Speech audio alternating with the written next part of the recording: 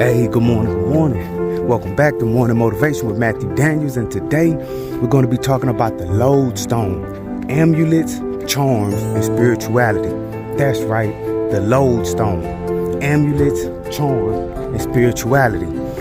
In the early 1900s, around the 1930s, the federal government realized that all of the individuals who had actually experienced slavery from the perspective of the enslaved were getting older. This was around, I guess, like what, 60 years after the Civil War, around that time, something give or take. And those ancestors, they were around, like, 70, 80, some of them over 90 years old. And so they realized that a lot of them were dying off. And so they went around and they had something that was called like the Federal Project, and they went and gathered what they called slave narratives from various states around the country. And they went and interviewed the individuals who had actually experienced slavery. And so while reading through these documents, I've read through a lot of these slave narratives from a lot of these different states. And while reading through them, whenever they were asked, the enslaved were asked about, or the ex-enslaved, they were asked about spirituality, charms, magic, conjuring, things of that nature, they would always talk about the lodestone.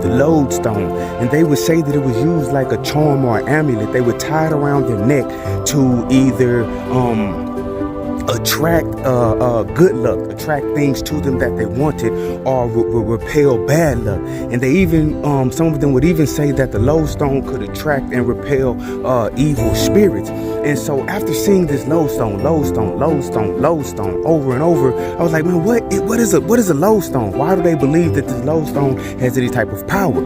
So I researched what a lodestone was, and I found out that a lodestone has actually been used as a charm throughout the ages in various different cultures. And it is because the lodestone is a magnetic family. So I imagine that in this physical realm, when the individuals, the ancients, saw that this magnetic piece of material, the magnetic property of this material, they associated that with the not the opposite, but the spiritual representation of that, of attracting what one would want.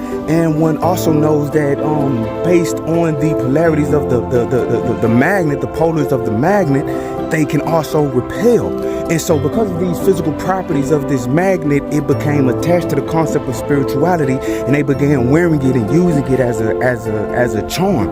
And what you have to realize, family, is what those types of things do, they help focus one's mind. When one is wearing the lodestone, whenever they think about the lodestone, because it is on their neck as a necklace, they're thinking about attracting positivity. They're thinking about rejecting negativity. And they're putting their mind in a constant, perpetual state of thinking about being positive and not being negative. And the lodestone, it helps direct their mind towards that. But you can direct your mind towards those things without the lodestone. And if you wanted to have the lodestone, that's fine too. But it's all about directing your mind. Your mind controls you, family. The lodestone, charms, amulets, charms, and spirituality. You are a great person. You awesome. You amazing. You wonderful. You great. And you are going to change the world. Just go out there and do it, family. I love you. I love you. Good morning. I'm out.